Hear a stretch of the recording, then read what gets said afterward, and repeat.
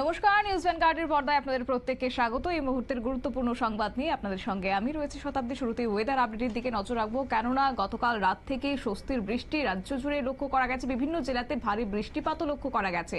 তবে সেই জায়গা থেকে এবার চৈত্রের কালবৈশাখীর তাণ্ডব যে রাজ্য জুড়ে শুরু হয়ে গেছে, সেই বার্তাই কিন্তু দিচ্ছে হাওয়া অফিস। যদিও আগামী 24 ঘন্টায় রাজ্যের আরও 2 জেলায় তাণ্ডব দেখাবে বজ্রবিদ্যুৎ সহ ঝড়। বিস্তারিত চলে যাবো, আমাদের সঙ্গে যুক্ত হয়ে গেছে প্রতিনিধি অঙ্কিতা বর্ধন। অঙ্কিতা, কি জানতে পারছো? একদমই, দেখো আমরা একেবারে চৈত্রের শেষের দিকে রয়েছি। আর চৈত্রের শেষের দিকে এবং গোটা বৈশাখ মাস কিন্তু কালবৈশাখীর তাণ্ডব থাকে, যা আমরা প্রত্যেক বছর পরিলক্ষিত করতে পারি। এই বছরের জন্য ইনিংস গতকাল রাত থেকেই শুরু হয়ে গেছে। গতকাল রাত আনুমানিক 2টা থেকে 2:30টা নাগাদ একেবারে ঝড়ের তাণ্ডব পরিলক্ষিত হয়েছে রাজ্যের সবকটি জেলায়। যদিও রাজধানী আগরতলায় কিন্তু কোনো ধরনের বৃষ্টিপাত হয়নি, তবে সেক্ষেত্রে অন্যান্য জায়গায় ছিটেফোঁটা বা হালকা বৃষ্টিপাত হয়েছে বলে এখনো পর্যন্ত জানা গেছে। তবে বলতেই হচ্ছে যে কালবৈশাখীর যে ইনিংস তা কিন্তু শুরু হয়ে গেছে। আর কালবৈশাখীর ইনিংস শুরু হওয়ায় এখন কিন্তু দেখা যাচ্ছে যে একের পর এক বিভিন্ন জায়গায় বজ্রবিদ্যুৎ সহ এই যে ঝড়ের তাণ্ডব তা কিন্তু লক্ষ্য করা যাবে। আগরতলা হাওয়া অফিসের পক্ষ থেকে এই মুহূর্তে হলুদ সতর্ক বার্তা জারি করা হয়েছে রাজ্যের দুই জেলার জন্য। রাজ্যের বেশ কয়েকটি জেলায় বজ্রবিদ্যুৎ সহ ঝড় অর্থাৎ কালবৈশাখীর তাণ্ডব দেখা দিতে পারে, কিন্তু কোন দুটি জায়গা তা কিন্তু এখনো পর্যন্ত স্পষ্ট নয়। অন্যদিকে শুধুমাত্র 2-1টি জায়গা নয়, রাজধানী আগরতলা সহ গোমতী, ধলাই এই সমস্ত জায়গাতেও কিন্তু কালবৈশাখীর তাণ্ডব দেখা দিতে পারে। অন্যদিকে দমকা বাতাসের কথা যদি বলতে হয়, দমকা বাতাসও কিন্তু থাকবে প্রায় 70 থেকে 80 কিলোমিটার বেগে, এমনটাও কিন্তু আন্দাজ করা যাচ্ছে। এমনটাও কিন্তু আইএমডির যে পূর্বাভাস, সে পূর্বাভাস অনুযায়ী বলা হচ্ছে। তবে যাই হোক, দেশ জুড়ে 5টি ঘূর্ণাবর্ত আবর্তিত হয়েছে। আর সেই জোড়া ঘূর্ণাবর্তের প্রভাব যেহেতু অসমে পড়ছে, তাই অসম সংলগ্ন এলাকায় অর্থাৎ রাজ্যেও কিন্তু এর প্রভাব শুরু হবে। পশ্চিমী ঝঞ্ঝায় আসবে উত্তর পশ্চিম ভারতের এই পার্বত্য এলাকায়। এছাড়া আবহাওয়া দপ্তর জানাচ্ছে যে জেলাতে হালকা থেকে মাঝারি বৃষ্টি হতে পারে, কিন্তু তার সম্ভাবনা অনেকটাই ক্ষীণ। কারণ আগরতলা হাওয়া অফিসের যে মূলত বার্তা তা হচ্ছে যে সম্পূর্ণ শুষ্ক আবহাওয়া থাকছে। অন্যদিকে শুধুমাত্র ঝড় এবং বাতাসের জন্য এই মুহূর্তে হলুদ সতর্ক বার্তা জারি করা হয়েছে। এছাড়া কিন্তু গোটা রাজ্যে এখন শুষ্ক আবহাওয়া থাকবে। এছাড়া সর্বোচ্চ তাপমাত্রা, সে কথা যদি বলতে হয়, সর্বোচ্চ তাপমাত্রা কিন্তু থাকছে প্রায় 32 ডিগ্রি সেলসিয়াস।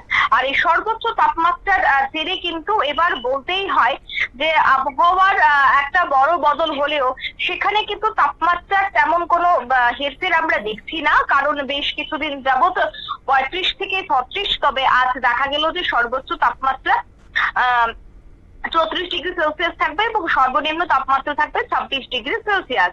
এছাড়া মেঘলা আকাশ থাকবে, তবে হালকা বৃষ্টি এবং বজ্রবিদ্যুতের একটা সম্ভাবনা তো থাকছেই, কিন্তু হালকা বৃষ্টির সম্ভাবনাটাও কিন্তু অনেকটাই ক্ষীণ। এছাড়া তোমাকে যদি আমাকে আর্দ্রতাজনিত অস্বস্তির কথা বলতে হয়, সে জায়গায় কিন্তু বলা হচ্ছে যে হিউমিডিটি অর্থাৎ আর্দ্রতা তা কিন্তু থাকছে 74% বা তার বেশিও হতে পারে বলে কিন্তু আন্দাজ করা হচ্ছে। এছাড়া দেশের অন্যান্য রাজ্যেও কিন্তু একই ছবি ধরা পড়ছে। অন্যান্য রাজ্যেও দেখা গেছে, বিশেষ করে রাজস্থান, মধ্যপ্রদেশ, তামিলনাড়ু, সেই জায়গাতেও কিন্তু একটি জোড়া ঘূর্ণাবর্ত রয়েছে। এছাড়া আন্দামান ও নিকোবর দ্বীপপুঞ্জ সংলগ্ন এলাকার উপরেও ঘূর্ণাবর্ত ঘনীভূত হয়েছে। একসঙ্গে 4 এপ্রিল নতুন করে যে পশ্চিমী ঝঞ্ঝা দেখা দিয়েছে, সেই পশ্চিমী ঝঞ্ঝার প্রভাব কিন্তু এবার অন্যান্য রাজ্যগুলিতেও পড়তে পারে। কারণ দেখো, 4 এপ্রিল যেভাবে দেখা গেছে যে পশ্চিমী ঝঞ্ঝার একটা আশঙ্কা জানিয়েছিল আইএমডি, সে অনুযায়ী আজ 7 তারিখ, তাই আজের প্রভাব কিন্তু সামান্য হলেও পড়তে পারে। এছাড়া কলকাতা সহ দক্ষিণবঙ্গের সব জেলাতে হালকা থেকে মাঝারি বৃষ্টিপাতের সম্ভাবনা রয়েছে। অন্যদিকে বঙ্গোপসাগর থেকে আসা জলীয় বাষ্প প্রবেশ করতে শুরু করেছে। কয়েকটি জায়গায় বিক্ষিপ্ত বৃষ্টির কারণে হাওয়া একটু ঠান্ডা বা ছোঁয়া লাগতে পারে। তবে পশ্চিমবঙ্গে কিন্তু আজকে দিনের আকাশ একেবারে মেঘলা, বিকেল এবং সন্ধ্যায় বজ্রবিদ্যুৎ সহ বৃষ্টিপাতের সম্ভাবনা। কলকাতা এবং তার পার্শ্ববর্তী অঞ্চলে সর্বোচ্চ এবং সর্বনিম্ন তাপমাত্রা 36 ডিগ্রি এবং 27 ডিগ্রির আশেপাশে থাকবে। এছাড়া আজ সোমবার এবং মঙ্গলবার দেখা গেছে বজ্রবিদ্যুৎ সহ হালকা বৃষ্টির পূর্বাভাস কিন্তু জারি করেছে আলিপুর আবহাওয়া দপ্তর। সঙ্গে 50 কিলোমিটার পর্যন্ত বেগে দমকা ঝোড়ো হাওয়া বইতে পারে বলেও কিন্তু সম্ভাবনা এখন থাকছে। অর্থাৎ একটা বিষয় স্পষ্ট যে একদিকে সমুদ্রে যেতে নিষেধাজ্ঞা জারি, কারণ যেহেতু দমকা হাওয়া থাকে সেক্ষেত্রে একটা ঝুঁকি অবশ্যই থাকে।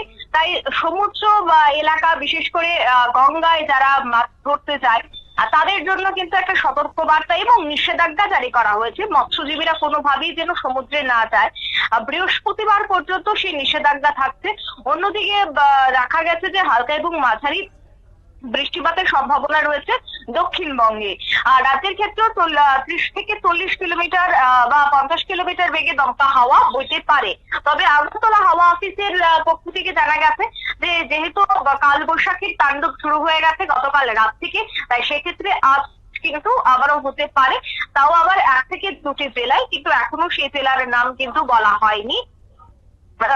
কিন্তু কোন কোন জায়গায় হালকা বৃষ্টি সহ হালকা বৃষ্টি থাকতে পারে সেই জায়গায় কিন্তু বলা হচ্ছে ঊনকোটি, ধলাই, কৈলাসহর, সে সমস্ত জায়গায় একেবারে হালকা বৃষ্টিপাতও থাকতে পারে। কিন্তু সবটাই এখন সম্ভাবনা দিয়ে বলতে হচ্ছে শতাব্দী, কারণ আগরতলা হাওয়া অফিস এখনই স্পষ্ট কিছু বলতে পারছে না। তবে আবারও জানিয়ে রাখছে যে সর্বোচ্চ তাপমাত্রা কিন্তু 34 ডিগ্রি সেলসিয়াস এবং সর্বনিম্ন তাপমাত্রা 26 ডিগ্রি সেলসিয়াসে থাকছে। শতাব্দী, ধন্যবাদ।